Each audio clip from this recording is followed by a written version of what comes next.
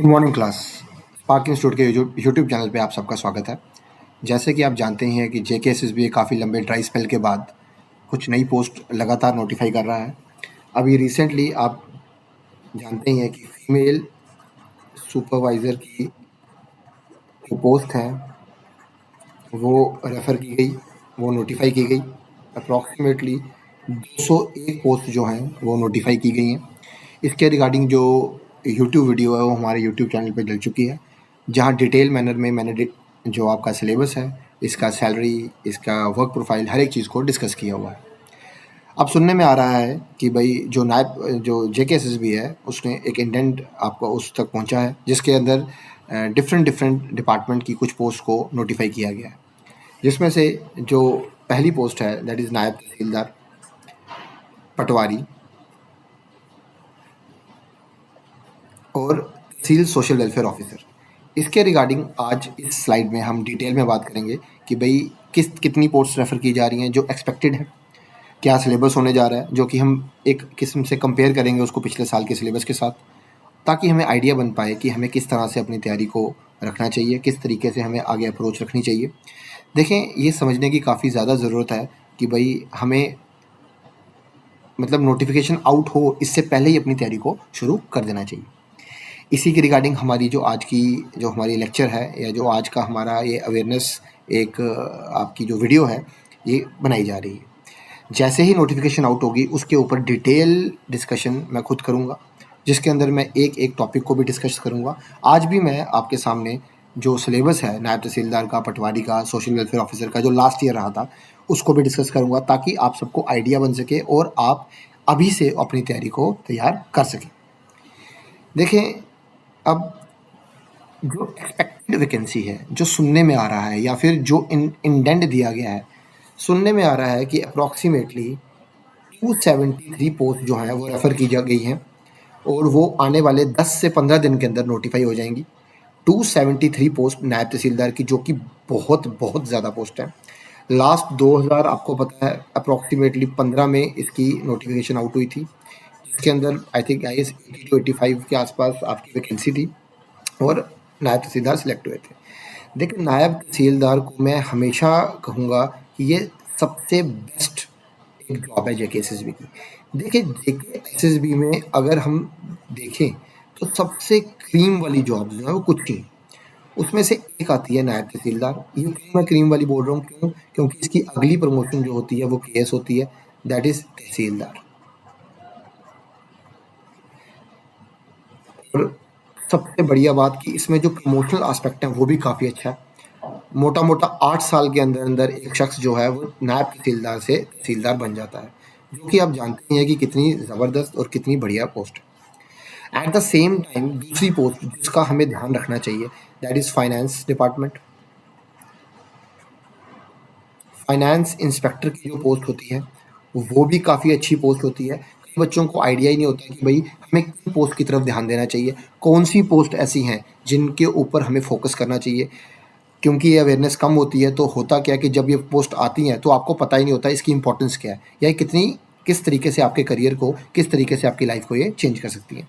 Finance inspector की जो post आती है जिसमें एक्साइज इंस्पेक्टर, जीएसटी इंस्पेक्टर जो है ये पोस्ट नोटिफाई की जाती है under the name of finance inspector. At the same ये भी 4200 पे ग्रेड की जॉब है। इसमें भी अगली प्रमोशन जो आपकी होती है दैट इज एएस, जो केएस के बराबर होती है, जिसको हम ईटीओ या एसटीओ बोलते हैं। साथ ही साथ और पोस्ट जिसकी तरफ ध्यान देना चाहिए दैट इज जो दोबारा नोटिफाई हो रही है दैट इज टीएसडब्ल्यूओ। देखिए, टीएसडब्ल्यूओ की बात करें that is tehsil social welfare officer. इसकी कितनी पोस्ट आ रही हैं अभी तक वो उसका आइडिया नहीं बन पाया, बट 2 या 4 दिन के अंदर ये भी आपको पूरी तरह से क्लैरिटी इसके ऊपर मिल जाएगी और इसकी नोटिफिकेशन के ऊपर भी मैं एक डिटेल वीडियो बनाऊंगा। देखिए, टीएसडब्ल्यूओ की क्या पोस्ट है, क्या सैलरी स्ट्रक्चर है, वो आगे मैं बात करूंगा। बट ये उन चुनिंदा पोस्टों में से एक पोस्ट है जिसकी तरफ आपका ध्यान होना चाहिए। इसका पे ग्रेड 4600 के आसपास है, यानी काफ़ी अच्छी सैलरी है। अगली प्रमोशन भी केएस के बराबर है that is CDPO which is child development project officer.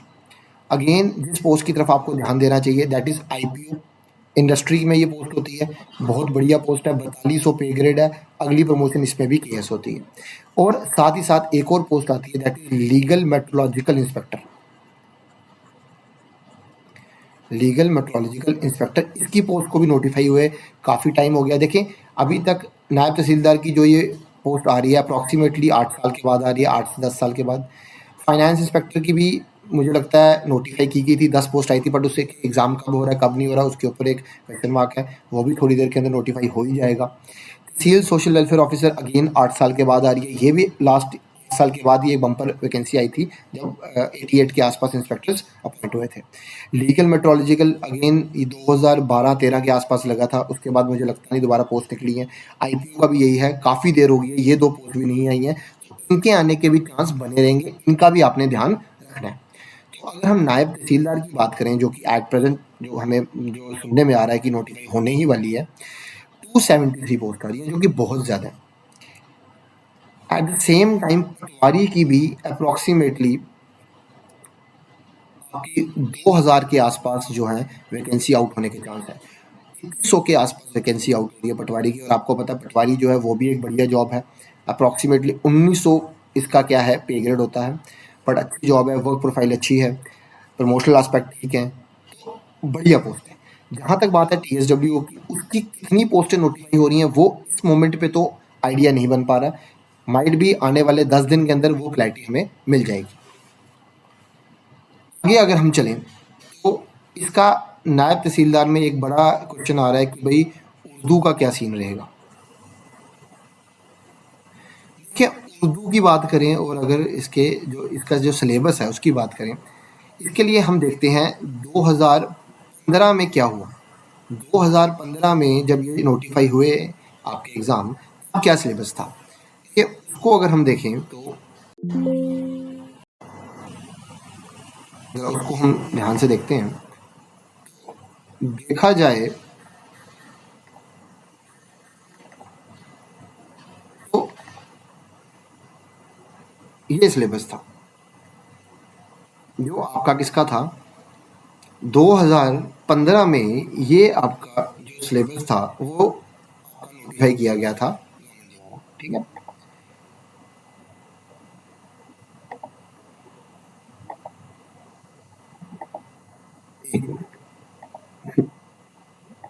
ठीक है, देखें इसके अंदर क्या था, इसके अंदर आपका जो उर्दू था वो वर्किंग नॉलेज उसकी डिमांड की गई थी। एट प्रेजेंट की बात करें तो अभी इसके ऊपर एक क्वेश्चन मार्क है कि भाई उर्दू होगी कि नहीं होगी। अभी तक कहा जा रहा है कि उर्दू शायद नहीं होगी, बट अगर इन केस उर्दू होती है तो उसके लिए भी आपको टेंशन लेने की ज़रूरत नहीं है। 2 से 3 में वर्किंग नॉलेज चाहिए आपको, कोई इतना ये नहीं है कि आपको उर्दू में मास्टर होना है। एक आइडिया से अगर आप 2 से ढाई महीने भी पढ़ें तो उर्दू भी तैयार हो जाती है। उसके रिगार्डिंग हमारे यूट्यूब चैनल पे, स्पार्क इंस्टीट्यूट के यूट्यूब चैनल पे थोड़ी देर में हम उर्दू की सीरीज शुरू कर देंगे, डिपेंडिंग ऑन कि उर्दू है कि नहीं है। आपको पता है इसमें भी एमसीक्यू बेस्ड ये टेस्ट होगा जो आपका नायब तहसीलदार पटवारी का होगा। देखिए हम नायब और पटवारी की बात कर रहे हैं यहाँ पे, है ना। इसमें अप्रॉक्सीमेटली देखो, इसमें जब ये नोटिफाई किया गया था तो 2018 के आसपास इसका एग्ज़ाम कंडक्ट किया गया था उसके बाद, ठीक है। अब अगर हम बात करें इसमें इसके सिलेबस की, तो ये देखें ये नोटिफिकेशन थी। सिलेबस की बात करें तो वही एक बेसिक सा सिलेबस था जिसके अंदर हम क्या कर रहे थे, आपका जो जनरल इंग्लिश था वो आ रहा था, 102 घंटे का आपका एग्ज़ाम था, ठीक है। 120 नंबर इसके जो थे वो टोटल इसके मार्क्स थे, जिसमें से 20 नंबर की आपकी क्या थी, इंग्लिश थी, जिसके अंदर tenses, rearrangement of jumble sentence, narration, जो कि एक बेसिक जीके एसएसबी का मॉड्यूल होता है वो था। साथ ही साथ इसमें जो जीएस का पोर्शन था वो 30 नंबर का था, जिसके अंदर आपका हिस्ट्री जो कि आपकी फ्रीडम स्ट्रगल वो था, आपका पंचायती राज जो था वो था, मतलब कि आपकी polity cum history, ozone layer depression, ecology वगैरह ये सब थे, ठीक है। इस बार की नोटिफिकेशन में मोर और लेस सेम ही होने का चांस है। हाँ, इसमें से क्या कटेगा, इसमें से कटेगा जो JNK का आपका ऑब्जेक्टिव का पोर्शन था 10 नंबर का, माइट भी ये रिप्लेस्ड हो जाएगा JNK रीऑर्गेनाइजेशन एक्ट से, ठीक है।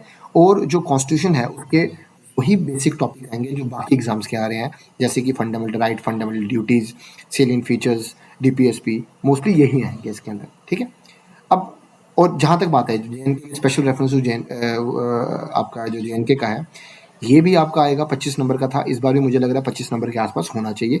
मैथ मुझे लग रहा है इंक्रीज हो सकता है एट द सेम टाइम, क्योंकि हर जगह ई गवर्नेंस आ रही है, तो मुझे लगता है कंप्यूटर का, मेरे अकॉर्डिंगली कंप्यूटर का भी एक सेगमेंट इसके अंदर ज़रूर होगा। साथ ही साथ यहाँ पे एनेक्चर बी भी था, जिसके अंदर बताया गया था कि नायब तहसीलदार और पटवारी में आपको वर्किंग नॉलेज चाहिए किसकी, उर्दू की, जिसके अंदर आपका एक 100 नंबर का एग्ज़ाम था, जो कि एक रीडिंग कम राइटिंग टेस्ट था, 2 घंटे चला था, जिसके अंदर आपको सिर्फ उस एग्ज़ाम को पास ही करना था, रादर देन उसके अंदर एक बहुत फ्लाइंग कलर्स लेने थे। इसके अंदर रीडिंग सेक्शन एक दिया गया है और साथ में आपका राइटिंग सेक्शन था, ठीक है। राइटिंग में आपको कन्वर्जन थी English to Urdu, Urdu to English, एक ऐसे था जो 300 वर्ड के आसपास आपको लिखना था, ठीक है, यही था इसके अंदर। अब इस बार की बात करें तो अभी तक इसके ऊपर एक क्वेश्चन मार्क है कि भाई ये जो चीज़ है ये होगी या नहीं होगी। तो अब अगर हम वापस आए तो हम कह सकते हैं कि भाई इस बार मेरे अकॉर्डिंगली क्या होगा, देखिए वही होगा, एक जीएस का पोर्शन होगा जिसके अंदर वही आपकी चीज़ें आएंगी, that is polity, geography, economy, साथ ही में GS special reference to JNK होगा। हाँ, जेएनके की जो क्वालिटी थी पिछली बार वो इस बार नहीं होगी, जबकि इसके अंदर क्या आएगा, जेएनके रीऑर्गेनाइजेशन जो एक्ट है उसके आने के चांस ज़रूर बने रहेंगे। एट द सेम टाइम अगर हम बात करें, क्योंकि ई गवर्नेंस जो है वो काफ़ी ज़्यादा इस टाइम पे गवर्नमेंट इसके ऊपर काफ़ी ज़्यादा फोकस कर रही है, तो पूरे चांस है कि कंप्यूटर सेक्शन भी इस बार आपका होगा। कंप्यूटर सेक्शन होगा वो डिटेल्ड होगा, जिसके अंदर आपकी बेसिक जो नॉलेज होती है कंप्यूटर की वो जज की जाएगी, जो कि बाकी JNK SSB के एग्ज़ाम्स हैं वहाँ पे करवाई जाती है, ठीक है। आगे अब मोर और लेस अभी तक यही आइडिया बन रहा है नायब तहसीलदार पटवारी का, और हाँ ये ज़रूर है कि इसमें there will be no interview.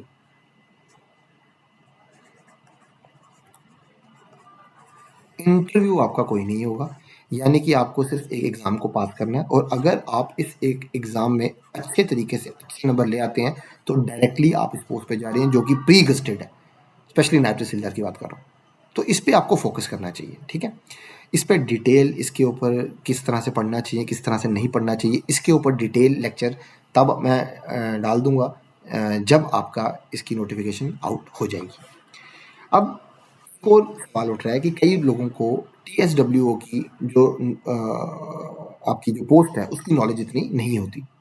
तो देखो, तहसील सोशल वेलफेयर ऑफिसर की अगर हम बात करें तो देखो बहुत बढ़िया पोस्ट है, काफ़ी देर के बाद इसकी नोटिफिकेशन आउट हुई है। लास्ट टाइम 2015 के आसपास इसकी नोटिफिकेशन आउट हुई थी। इसके सिलेबस की बात करें तो ये थोड़ा स्पेसिफिक सिलेबस होता है। इसकी जो क्वालिफिकेशन होगी मेरे हिसाब से वो सेम होगी जो कि एक सुपरवाइजर की होती है, बस इसके अंदर जो जेंडर का क्राइटेरिया वो नहीं होगा, यानी बोथ मेल और फीमेल दोनों इस फॉर्म को भर पाएंगे, ठीक है। श्योर कि 5 नंबर इसमें भी रखे जाएंगे, किसके लिए, वही सोशियोलॉजी के लिए या आपके होम साइंस के लिए जो कि आपके सुपरवाइजर के अंदर रखे गए हैं, वो 5 नंबर इसके अंदर भी रखे जा सकते हैं। अब अगर हम लास्ट ईयर के सिलेबस को देखें, जो या लास्ट ईयर या लास्ट टाइम जब एग्ज़ाम हुआ था उस सिलेबस को अगर हम देखते हैं तो वहाँ पे हमें देखने को मिलता है कि ये एक स्पेसिफिक है, इसका सिलेबस थोड़ा टिपिकल है। टिपिकल क्यों? क्योंकि इसके अंदर ज़्यादा सोशियोलॉजी के एलिमेंट को डाला गया है। अगर हम लास्ट ईयर का सिलेबस देखते हैं,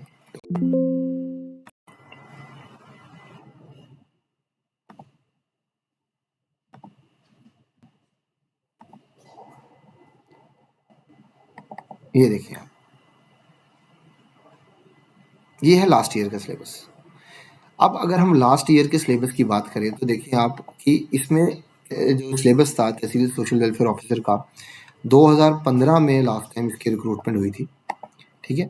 और इसके सिलेबस में देखें तो ये सेम सिलेबस है जो इस टाइम पे हम एजम्पशन क्रिएट कर रहे हैं, एजम्पशन लेके चल रहे हैं कि इसकी सुपरवाइजर के सिलेबस की वही सिलेबस है, यानी कि इसके अंदर भी आपको सोशियोलॉजी के एलिमेंट्स को स्ट्रॉन्ग करना पड़ेगा, कुछ पर्टिकुलर या पिकुलियर टॉपिक्स हैं उनको ध्यान से पढ़ना पड़ेगा, उनके रिगार्डिंग भी वीडियो लेक्चर हमारे यूट्यूब चैनल पे थोड़ी ही दिनों में आ जाएंगे।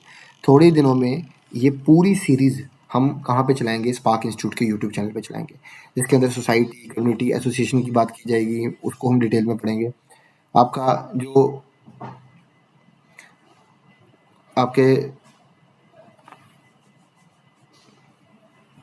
जो सोशल स्ट्रैटिफिकेशन है, यानी कि जो कास्ट है, यानी कि क्लास या जिस तरह के भी टॉपिक हैं आपके, जिसमें हम कास्टिज्म वगैरह का डिटेल में इसको हम डिस्कस करेंगे। मैरिज, किनशिप वगैरह जो भी सोशियोलॉजी के मोस्टली ये जो पहला यूनिट है प्योरली सोशियोलॉजी के ऊपर है। सेकेंडली फिर gender inequality issues, stages and theories of human development, जिसके में दो ही हमें स्कॉलर्स को पढ़ना है, एंग्जाइटी डिसऑर्डर, फोबिया, ओसीडी, इनको पढ़ना है हमने।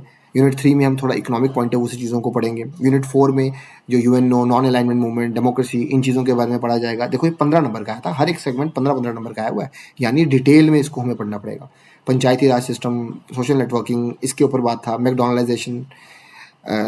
देखिए इसमें भी देखिए basic concept of computer application है, बट मुझे लगता है दोबारा इस बार अगर सिलेबस नोटिफाई होगा तो उसके अंदर डिटेल में कंप्यूटर के ऊपर एक सेगमेंट ज़रूर आएगा, क्योंकि अब हर चीज़ ही गवर्नेंस में आ रही है, तो कंप्यूटर का सेगमेंट डालना बहुत ज़रूरी है। आप सबको कंप्यूटर चलाने की या इंटरनेट को यूज़ करने की, सिस्टम को यूज़ करने की नॉलेज होनी चाहिए। यूनिट 6 में फिलेंथ्रॉपी, चैरिटी, आपके social religious movement, Hindu reform act, spread of modern education, human rights, child rights, poverty, unemployment, female decide, सब चीज़ों के आपको पढ़ना पड़ेगा। ठीक है, देखिए अब अगर हम बात करें,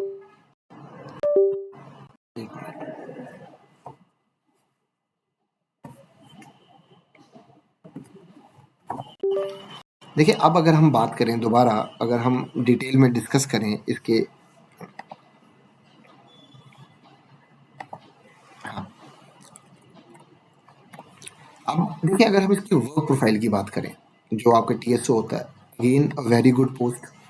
इसका जो ग्रेड पे है वो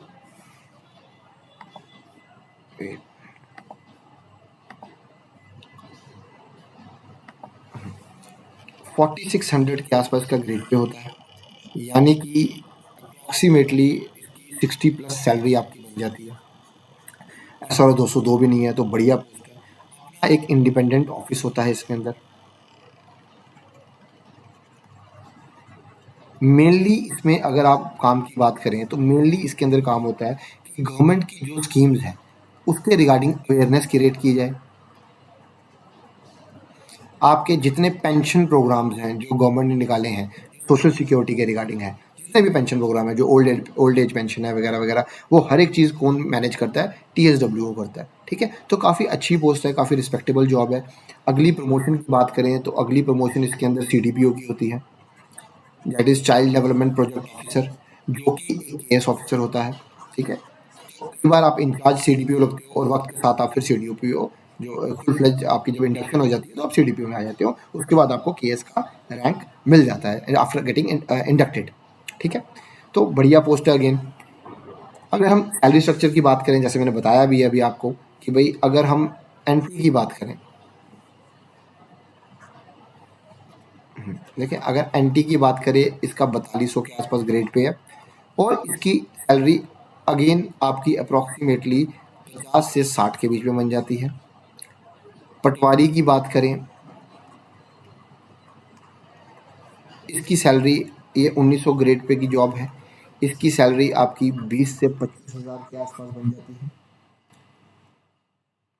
टीएसडब्ल्यू की बात करें, इसकी ग्रेड पे 4600 है, तो इसका जो सैलरी है अगेन 50 to 65 के आसपास बन जाती है आपकी salary.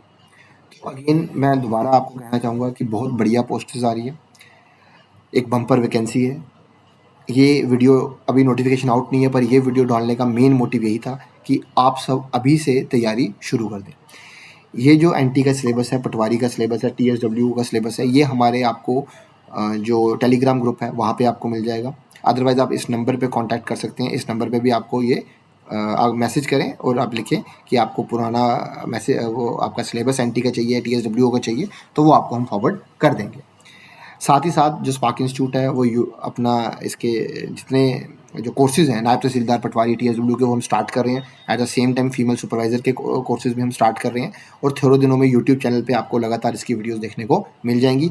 Both offline as well as online courses आपको देखने को मिल जाएंगे। जिसको भी आपको अगर आपको क्वारी लेनी है, अगर आपको डिटेल में डिस्कस करना है इसके बारे में, तो इस नंबर पे आप कांटेक्ट कर सकते हैं। जो कंसर्न पर्सन होगा वो आपको डिटेल में इसके बारे में समझा देगा। तो आज के लिए इतना ही। मैं उम्मीद करता हूँ कि आने वाली इन पोस्ट यानी कि आपकी सुपरवाइज़र, नायब तहसीलदार पटवारी, TSW, आपके JKP की भी पोस्ट की बात की जा रही है कि 700 पोस्ट उसकी रेफ़र की जा रही है और अप्रॉक्सीमेटली 4000 के आसपास कांस्टेबल की पोस्ट जो हैं वो आने वाली हैं। तो मैं उम्मीद करता हूँ आप सब तैयारी करेंगे और इस जो ये एग्ज़ाम्स आ रहे हैं इनको अच्छे तरीके से आप क्वालिफाई कर पाएँ। Thank you.